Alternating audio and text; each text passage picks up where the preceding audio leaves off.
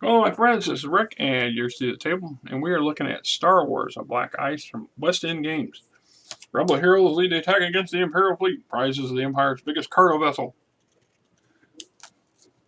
More information at 10. Okay. All right. And a Star Wars mini campaign adventure as well. Let's see. This was published in 1990. We got 40-page booklet includes maps of the Imperial cargo ship Black Ice, detailed information of Black Ice, including deck plans, description, crew, and droid statistic. Pull-out section includes Star Warrior Mini campaign, counters for use with Star Warriors, and lots of Game Master guidelines. All right. So let's get into this thing for a minute. Let's see. Summary. Adventure opens. The Rebel heroes are inside the Imperial Intelligence and Analysis Bureau Technical Branch Outpost. Tech Post for short. God knows you wouldn't want to pick that all out in one go. They are all using a sophisticated but quirky computer access droid named Key 27. Tap into the Outpost computer systems. They are searching for the information concerning the Imperial Replenishment Fleet activity. First tap gives them the information they seek, but it is in code. The rebels must then work their way deeper into the post, tap the computers at a high security section, and find the key to breaking the code. And then they must slip or fight their way out of the post and across several hundred kilometers of unpleasant swamp to get the information safely back to headquarters. Reminds me of Hansel's Adventures at Star's End. If you've ever read that book, and that's an awesome book as far as I'm concerned. There's a little micro droid called Blue Max that's smuggled in by an old labor droid called Bullocks, and it's embedded in Bullock's patron in his chest cavity. And the idea is it's a highly sophisticated hacking, slicing, and analyst droid. So this is a similar type of droid, and they probably got that idea from that book. Just my opinion. All right. It says here, the adventure. You cannot fight the war without supplies, and that is a hard fact that the Rebel Alliance is learning every day. Ships, weapons, ammo, clothing, food, fuel, a host of incidental necessities must be procured constantly to stave off the better equipped Empire. The Alliance survives on the generosity of unknown benefactors as well as on the ingenuity of its members and on the booty from countless raids against Imperial ships. It is getting harder to catch these ships unaware and unprotected. It's where the Rebel heroes come in. They're sent to a nearby Imperial tech outpost to procure information concerning Imperial Replenishment Fleet activity. If they can discover a hole in Imperial security, a time when the lightly armed cargo transports are unprotected. Eventually, the rebels board the container train Black Ice, wherein they are forced to deal with some unexpected developments. Then, when they think they have safely moved the vessel to sector headquarters, the last surprise is revealed. The Empire has followed them back to their lair. Can the rebels defeat the Imperial troopers, Zero-G stormtroopers, and a fully armed torpedo sphere before the base is demolished? Let's find out. So, at the end of the day, this is the back end of a very big ship. There's a map in here and a comparison to Star Destroyer. This thing is huge. And if you think about the amount of fuel it takes to run the average Star Destroyer, for example, refueling ships have come up in the fan sites and stuff on YouTube and the internet a couple times. This was a different version of that sort of thing. So how do the rebels get into this mess? You're currently assigned to the counterintelligence agents, that is spies, to Mortrix Sector Headquarters. Your commanding officer, Major Laura Mears, volunteered you for a special mission to infiltrate an Imperial intelligence outpost deep in the swamps of a planet called Low Tide. Yeah, that's right, L-O, Tide. Your mission is to access the outpost computers for information concerning Imperial Replenishment Fleet, with a secondary assignment to learn all you can about our research at that outpost. Like I said, you're basically sent in undercover as temporarily signed scientists, so you don't get to go in with a bunch of explosives and weapons and things like this. You're not armed. Any kind of ordnance or stuff, if you need it, you got to acquire it there on the site. So just right out the bat, you're coming in basically wearing your clothes on your back, and you look like would-be scientists. So Eventually, the rest of this episode is a journey through the outpost, post occupied by incompetent scientists playing at forces they barely comprehend, a number of disgusted, low morale intelligence security personnel. There's a danger here, but a lot of it. The rebels may end up in a fight or chase or both, unless things go really wrong. They try to keep the tone lighthearted, as in things will get a good deal tenser later down the road. The rebels only have a few specific things they must accomplish. They must recover information necessary. Let's find out as much as possible about what's going on here, research-wise, and then they must get the information safely back to the sector headquarters. Oh. It says here you got your main characters at the outpost are bureaucrats, scientists, and board security guards. So most security guards are native to the planet. Police, military men alike are specifically recruited by Imperial intelligence for this post. They don't have the training of standard Intech Sec career officers, etc. Messing with a bantha. Outpost and its designs, various rooms and locations.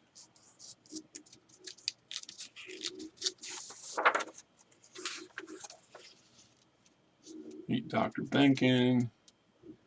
Breaking the code. A few questions. Ending the episode. It's possible, not entirely likely, that the rebels will finish their mission without getting into a fight or a chase. If so, you have two choices.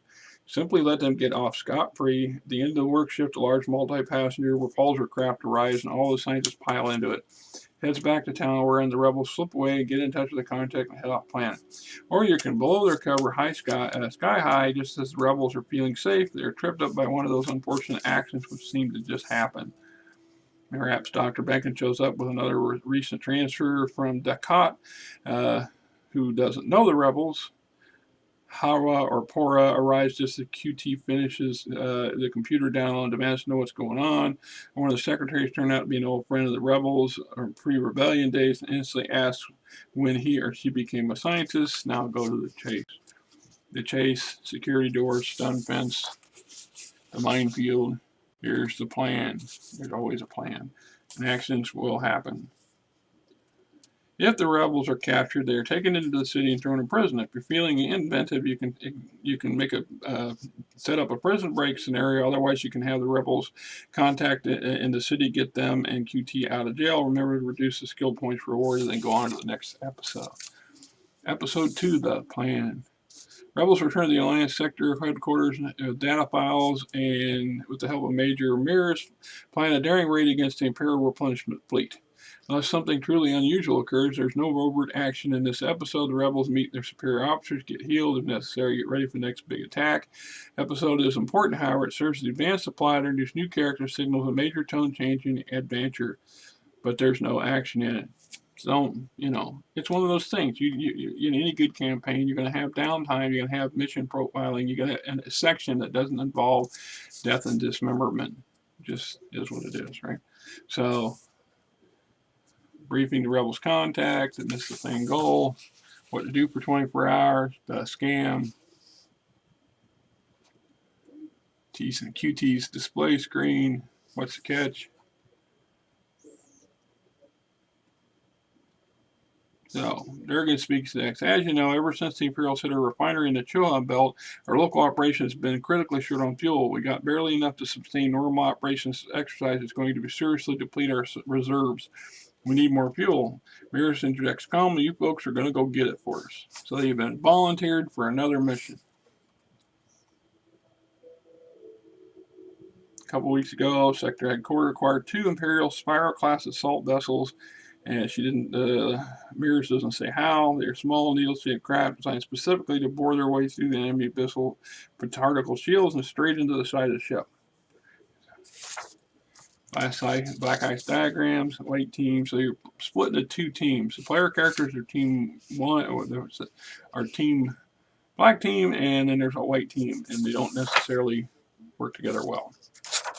Episode 3, Cracking the Ice. The Rebels team is to board the aft engine pod, while the white team enters the front engine pod. Ice's crew puts up a hard fight, but the Rebels eventually prevail, as do white team, who boards the forward command pod, or engine pod. After shit is secured, think of this like it's 2 2 engine control pods on each end of this giant chain of fuel cells. And that's kind of what you got. Equipment, the arrival, the assault ship, battle for black ice, the first encounters, the landing bay, firefight to commandeer the black ice. The rebels must reach the pod's bridge. It's not difficult. There are only 10 security guards in their half of the vessel, and they're completely surprised by the attack. The rebels move quickly. Before the Imperials have time to get their act together, they should have a little trouble. First dash. Black ice, cargo hold, engine pods, droids, security guards, standard crew, transport. Black ice adventure script, of course. There's some bios, different handouts, and so on and so forth. There is a partial map. So this is one of 2 parts of the engine pod on either end of the ship, and a cutaway. So there's the Millennium Falcon for reference. That's that little line right there. A Corellian Corvette. Cutaways of the interior, command bridge, operation bridge. Here's one of the fuel cells. Here's that diagram. So you can see a Star Destroyer in comparison to this massive thing. The big fight, the defenders' plan, ending the battle, jumping to hyperspace. Episode 4, Chief Engineer Skolos. This episode, rebels discover the ice isn't so secure as they thought. The ship itself attacks them, and they must battle droids, security systems, and maintenance equipment to finally win the control of the container train. Behind the attacks is Chief Engineer Skolos, a man outraged the pirates have hijacked his ship. After rebels went out, they returned to Sector HQ with their prize. Suddenly, the ship began sending out an automatic distress signals, alerting the Empire its location and the location of the rebel base. Chief Engineer Skolos, thinking that his ship has been hijacked by pirates, he must wipe out the pirates and return Black Ice to its mission.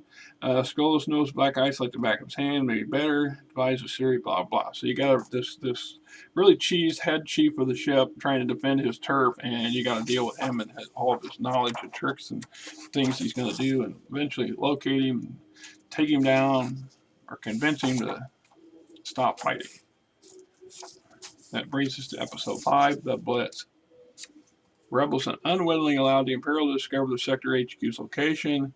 The HQ decides to evacuate. It take a week to get everybody off. The Alliance must hold off the Imperials for that long. Player characters take part in the battles, which go in frequency as the week passes. So the longer it takes to evacuate, the more Imperial stuff show up. So we get running attacks, and this is where we have the Star Warriors scenario. We're doing a fighter battle and stuff like that. Role-playing game scenario on the ground, Star Warrior scenarios, attack on the moon, Day 2, the moonshot, Day 4, a sneak attack, Day 5, the ground assault,